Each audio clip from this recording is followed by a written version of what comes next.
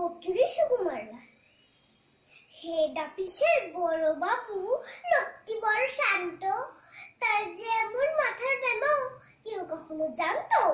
দিব্যি ছেলের ঘোষ মেজাজে চেয়ারখানি চেপে একলা বসিয়ে ঝিমঝিমিয়ে হঠাৎ গেলেন খেপে। আপনি উঠে হাত পা ছুড়ে চুপটি করে গোল হঠাৎ বলেন, গেলুম গেলুম আমায় ধরে তোল। তাই শুনে কেউ বদ্যি ডাকে, কেউ বা হাঁকে পুলিশ, কেউ বা বলে কামড়ে দেবে সাবধানে তো তুলিস।